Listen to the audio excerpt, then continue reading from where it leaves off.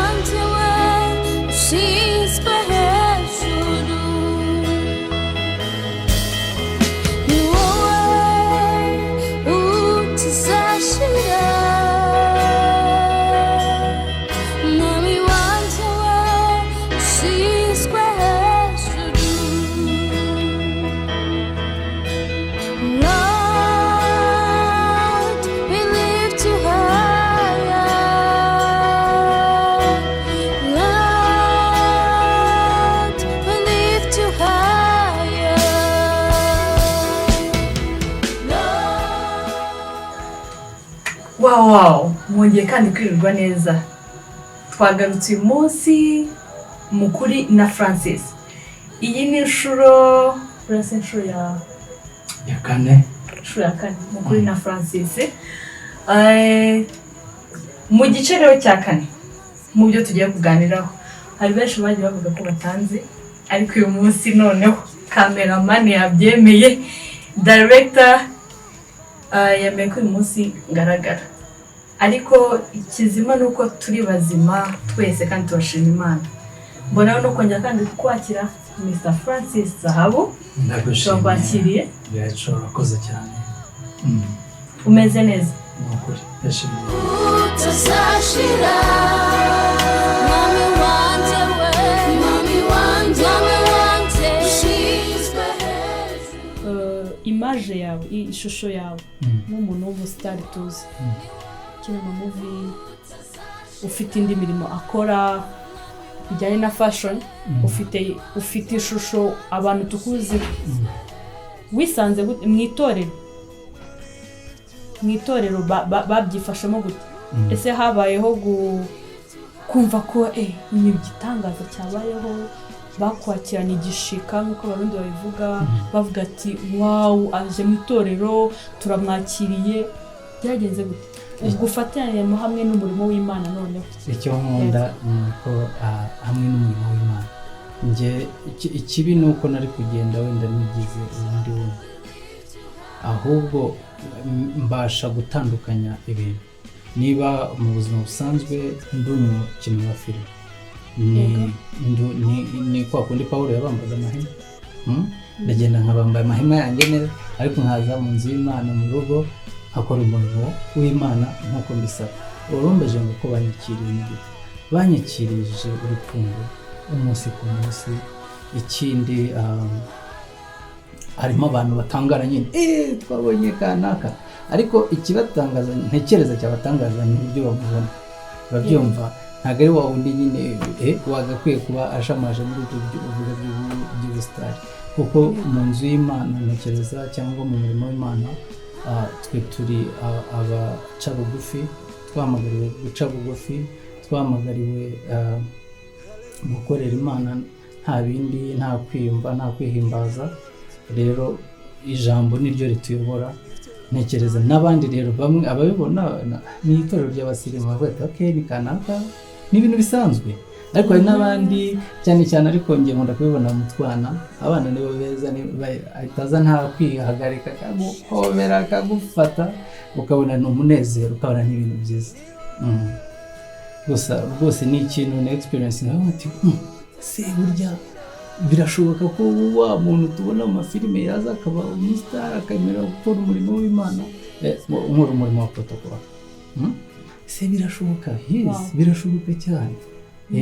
Rwose ukabona mu mazi igihe nzanira amazi kuri mwirukanka ibyo mu bwami bw'Imana biratandukanye cyane n'ibyo mu isi.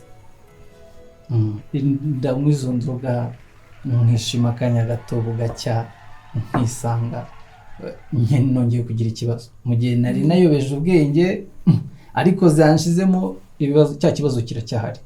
Urabyumva? cyangwa se cyane ikubye cyangwa cyane n'utwari ufite wadutanga. Noneho bugacya ukizera Rachel ni inshuti yawe, Rachel ari inshuti yawe magara, uwo wizeye neza ugasanga ahubwo niwe ugutengushye. Urabyumva? Hanyuma nkaba nakumvaga ubutumwa bwiza ati Yesu niwe nshuti nyanshuti. Urabyumva? Yesu niwe nshuti idashobora kugutenguha, yaba mu byago yaba mu makuba. Nkumva Yesu niwe utanga amahoro, ngo amahoro ashyitse, amahoro y'umunezero usendereye. Noneho njyewe mpitamo kuvuga ni intumbero ya mbere byose ibintu by'isi maje kubona biragenda birashira, inshuti ziragenda, urumva n'imiryango yakuvaho. Noneho nibwo nagambiriye ndavuga ati Yesu njyewe ndaje, ndashaka amahoro yawe. Urumva? Nta kindi nshaka, ndashaka amahoro yawe. Ndashaka koko umpa agakiza, ndashaka koko umpe ubugingo. Arambwe ngo nitukumenya ntabwo tuzapfa. Tuzaba tubonye kudapfa byiteka kuba kwizeye. Noneho iyo ntumbero n'iyo myumvire bimbera kwizera ko kuzuye, ntarebeye mu ntege nke nari mpagazemo ako kanya, ntarebeye ku bibazo nari mfite. Njye navuga ati oya Yesu ngenda gushaka. Ubwo niko kwinjira, ninjiye mu itorero. Urumva? Papa wanjye wo mu mwuka ntabwo yanyatuje mu itorero nk'ahandi. Nari ngiye muri Kenya, ngiye kureba ko ariho, nari ndi muri Uganda ngiye kureba ko ariho ngo nazakorera. Noneho mbere yuko njye naramwanga ngo ariko kuko yari umukristo, mbere yo kujya kugerageza ngo urebe banza upfukame basi wize, warizeye banza wature ugende umajije kwakira Yesu Kristo umwami n'umukiza. Urumva? Nanjye navuga tuzi ko ari igitekerezo cyiza. Ndapfukama mu cyumba cye, manika amaboko, aranyatuza. Nayo mpamvu kuri kamera zacu muri Bible Poetry njya mbwira umuntu ushobora kwizera utureba, ukizera nawe aho uri mu cyumba cyawe Yesu Kristo yatangira umurimo mushya mu mutima wawe, kuko kwizera ni mu mutima. Nuko rero ndapfukama aho turi babiri, aranyatuza, manika ukuboko ngo kuko nakira Yesu Kristo umwami n'umukiza.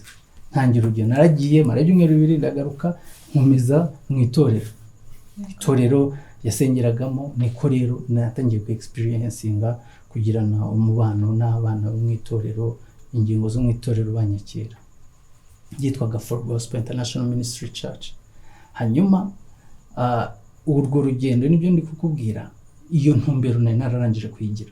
Muri uko kuyigira rero urumva majije kumenya icyo nshaka, ariko ya mitwaro ndacyayikoreye. Mu by'ukuri namenye ko nshaka amahoro ariko ntayo mfite, nubwo ndi mu nzu y'Imana. Yarangoye ariko mu nzu y'Imana korari yajya hariya yatangira guhimbaza, igahimbaza indirimbo, nkahita numva iyo ndirimbo barihimbaje ninjye bari kuvuga. Rimwe na rimwe nkamva bari kundondora, nkavuga ati ejo sinzagaruka. Uzi ko hari umuntu wavuze ibyanjye, urumva? Ari ijambo ry'Imana uko byagenda. Yego. Ati ningiye umunsi hari umuntu wavuze ibya mu guhimbaza, barahimbazaga nkumva ndaruhutse kuko ari ukuruhura umutima. Nkumva ndaruhutse nkavuga ati Mana warakoze n'ukuri. Urumva? Ubwo ngubwo nanjye nkumva mbonye imbaraga. Nkavuga ati ni hehe nakumvira aya magambo? Umunyamubabaro w'umutima akaruhuka.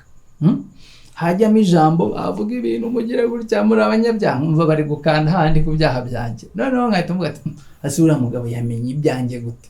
Urumva? Kari kundondora. Nanone nkahita numva ijwi rivuga ngo buriya wa muntu mubana buriya yakuvuze. Nkumvijwe ndacyari kukubwira experience y'ukuntu ubuzima bwo mu itorero nk'umuntu mushya. Ndikumva ibyo bigisha, ndikubona ibyo babwiriza, urabyumva. namwe ndamubwira buri uriya muntu wigisha bamubwiye ibyanjye kandi umwuka ari kurondora umwuka arivugira noneho ubwo icyo navuga umwumva ijwi rirambwira ngo ejo ntuzagaruke bari abantu baravugana baje gutanga amakuru yawe yego hanyuma umva igitangaje nava aho ngaho nasoje umugambi mu mutima wanjye ko ejo ntazagaruka nagera muri secret place yanjye cyangwa ndi mu mwanya wanjye njyenyine ntangiye gushyira ubwenge ku gihe nkumva ijwi rirambwira ati udasubiyeyo se inzira yawe ni iyihe waba uwanda ahubwo none se ya mahoro koko uzaba uyabonye urabyumva ibyo bintu none se intumbero yawe waba uyigezeho ku bya bindi warabibuze none se koko uyu mwami koko waba umubonye nigeze no kuba nguciraho noneho nyuma yaho gato ubwo kubana n'abakristo mu itorero sibyo icyo gihe ndabikubwiye na nyiri umupagani wo mu itorero ni wa wundi nazaga gusenga yego ndacyanywa itabi ndacyafite irari ryose ryuzuye urumva ibitekerezo byanjye birararikira urumva ndareba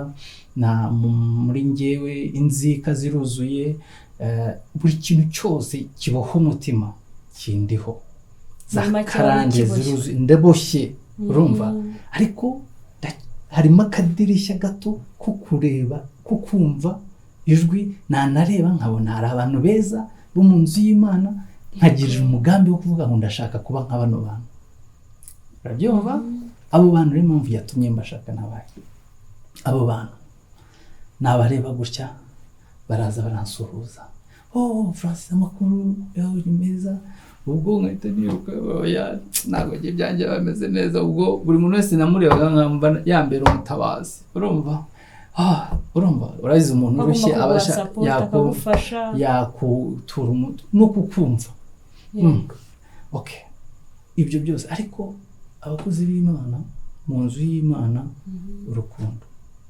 urukundo rwa rundi mpora mvuga ndarubona ntangira kurubona mu bakozi b'Imana urumva Imana izakugirira neza bakakwaturaho ijambo ryiza urumva akakwaturaho ijambo ry'ubutware akakumenyesha iby'ibihurimo kuko yabiciyemo abizi kubwira ati wowe uri mu ishuri ry'Imana ariko uzatsinda ariko uri umunyembaraga kuko uwo wizeye yaratsinze aho uri ntabwo bahapfira barahakirira nakumva nk'iryo jambo haritwa ntabwo nzapfa nzakira urumva ngagusomereza buri sinzapfa nzakira kugira ngo uvuge imirimo y'Imana yakoze ku buzima bwanjye buri kintu nasomera noneho badusomera ijambo nkumva ihumure riri kugenda rikura rero abo bantu bari buntumberera cyane ntangira ku gahunda z'itorero hariho ab'ingenzi hariho amasengesho hariho ibitaramo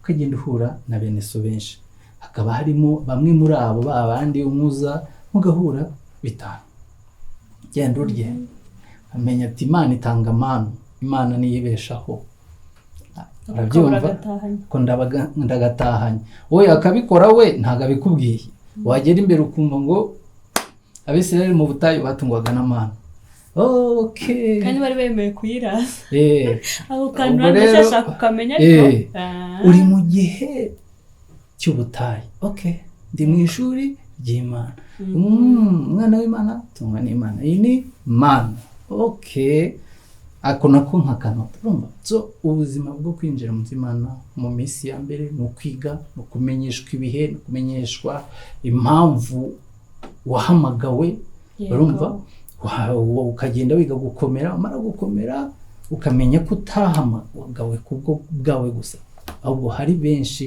barushye nkawe bakeneye kuruhuka ngayo nguko rero igihe kirageze numva Imana irankomeje imanurira nka Yeremiya ati ntiwiyite ngo uri umwana igihe cyarageze taha iwanyu bo mu gihugu cy'amahanga ugende iwanyu uzamamiriza nzongera kuguha ubuzima bwawe uzongera ukore uzongera uhirwe Imana ikambwira gutyo nabatuke urukundo ruzima ngayo ngoko ubwo rero ngeze ino itorero rya kabiri icyifuzo cyanjye cya mbere ndi kuvuga ati okay mvuye insezeye itorero rya mbere nje mu murimo nanone mu itorero rya kabiri namaze igihe ntarabona itorero ariko nkagira icyifuzo icyo wambajije cyane kuntu bene so bakwakira mu itorero urumva ngeze mu itorero rya kabiri nta muntu uzi uko warokotse nta muntu uzi agakiza kawe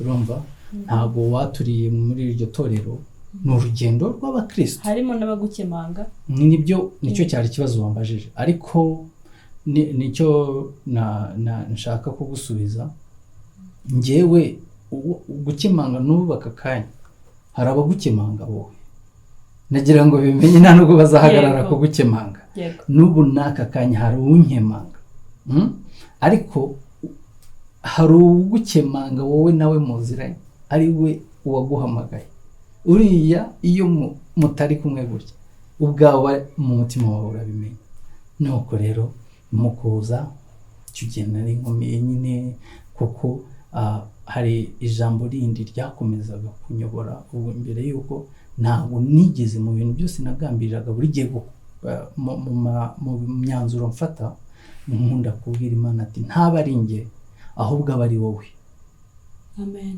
ntaba ari njye aba ari wowe ni ukuvuga ngo singire umwanzuro mfata utawemeye ahubwo umwanzuro mfata ube wowe wawemeye kugira ngo ningera imbere ikizambaho cyose nzakwibutse ngo ariko twari kumwe buri njye nari ntaravuga ati icyo nayisabye ni ukumitorera kandi nzi uko ivuga niramuka ivuze nzamenya kwivuza noneho ngezeyo nagize amahirwe yari umunsi ukomeye cyane ngiye kubonamo na bishop w'itorero niwe wigishije ntabwo ari undi ubu nsengerayo hari igihe haba ari undi wigishije ariko ngiye kubona umugabo niwe wigishije bishop noneho numva ijambo ndangije numva ijuru uriya niwe mushumba wawe ndakwibutsa nari naragiye hose pe naragerageje kugenda mu matorero ariko nkabura ikimenyetso tuzi uko Imana ivuga tuzi uko ijwi rivuga njye icyo navugaga navuze ati mu buyobozi bwayo iyo twumvishe ivuga turabyumva numva umugabo ufite ijwi rifite gushira amanga ati numva ijwi riramwungura rero niba uzagushumba okay navuye aho ngaho nari natumiwe ndagenda nabaza kwakirwa mu itorero bigenda gute urabyumva niko natangiye ako kanya kuko narinzi itorero ni umwana agomba kuba urugingo rw'itorero ukaba umwana w'itorero ugasaba umurimo mu itorero ugakorera Imana abantu benshi bakunda kuba batazi ko iyo ugeze mu itorero no kujya gusenga gusa wenda ku cyumweru no kugera ahubwo iyo uri mu itorero Yesu warakiriwe warabatijwe ugomba gusaba umurimo mu itorero ugakora umurimo hawe akaba ari gukora nuko rero ngira ayo mahirwe ndakirwa rumva ngira ubusabane n'abana mu itorero rero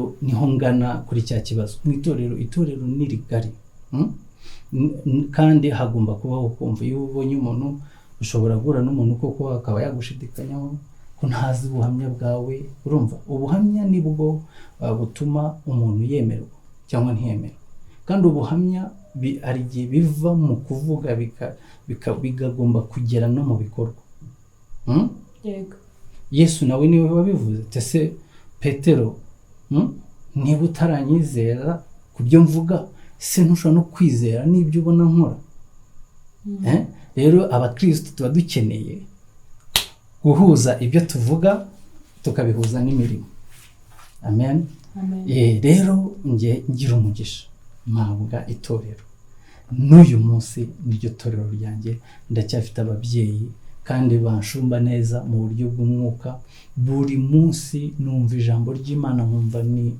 ibishyashya kandi nkava mu buntu njya mu bundi nkahita nshima Imana nkavuga nti iyi niyo mpamvu Imana yampaye rino torero nkabona itorero rikura nkabona itorero rizamuka ibyo ruvuze nibyo pe bijyanye n'ubuhamya bwawe, ariko ndagira ngo ufashe na bamwe bari kugira bimwe mu bibazo bibaza, utubwire hari inzira bicamo, ese ko abandi hari step bicamo.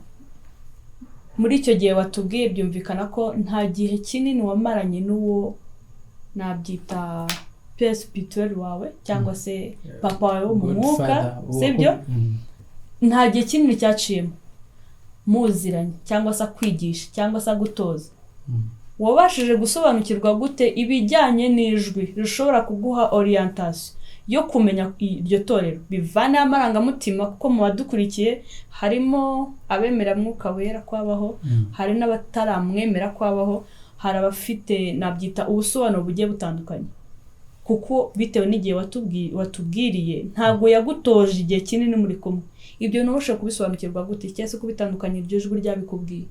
Yego. Ntago ndi bugutindire gusa buri gihe nigeze kuba nkubwira ukuntu umubyeyi yambwiye ati disi ukeneye ijambo.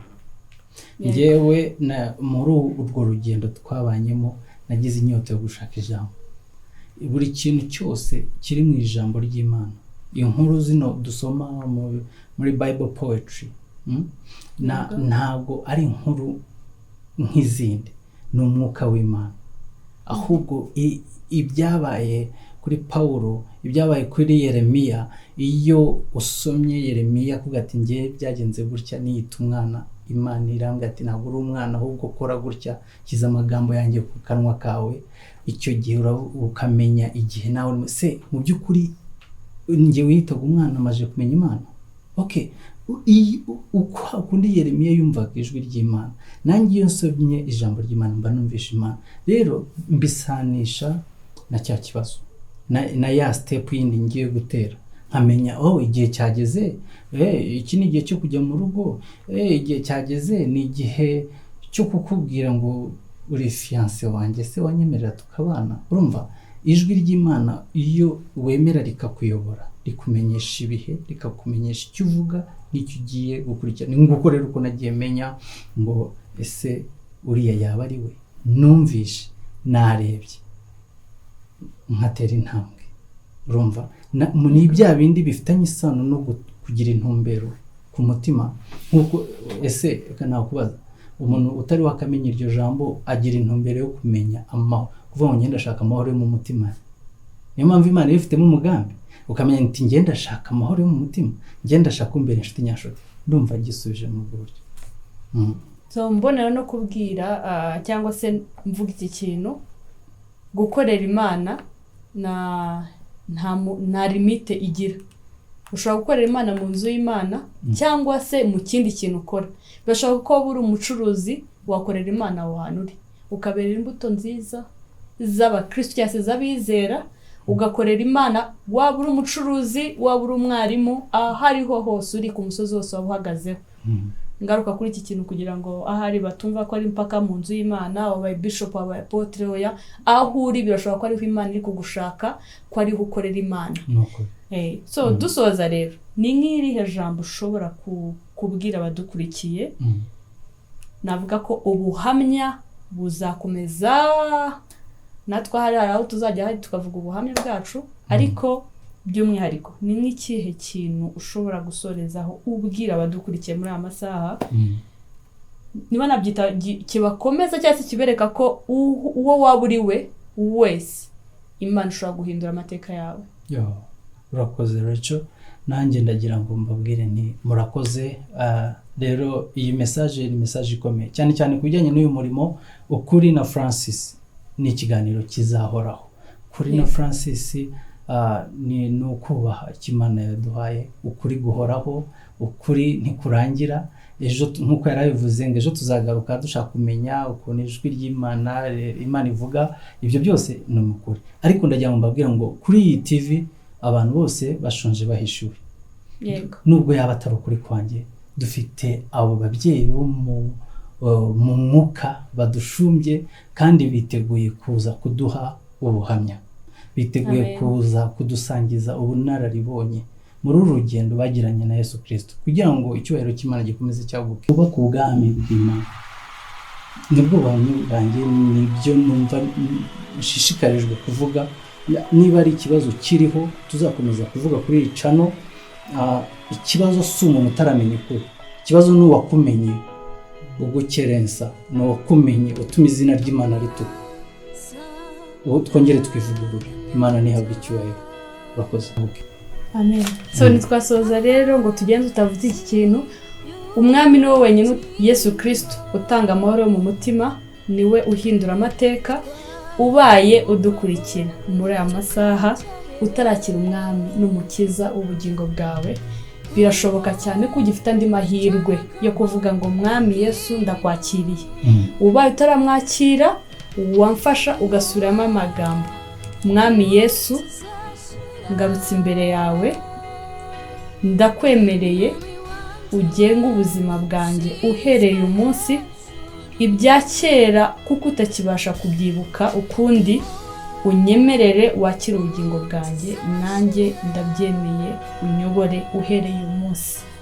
Amen. So turakwakiriye rero mu muryango w'abana b'Imana, w'abana bizera. Ukeneye ikindi kibazo cyangwa se ari ikindi kibazo ushobora kubutekereza, waza kuduhamagara cyangwa ukaba wakwandikira nimero ibanditse hasi kugira ngo tugire ibyo tugufashamo mu rugendo rushya watangiye. So ngewe wabafashaga kubaza umutumirwa w'uyu munsi, turabyita umutumirwa, yego, you are the host, uwo wanyakiriye yari Uwimana Hashel, uwo nakiraga ari Mr. Francis Zahabu. Behind camera, director wacu Mr. Roger, wakoze kazi gakomeye cyane. So ciao, Imana ikomeze ibane namwe. Shalom, shalom, nakagaruka. Bye. Bye.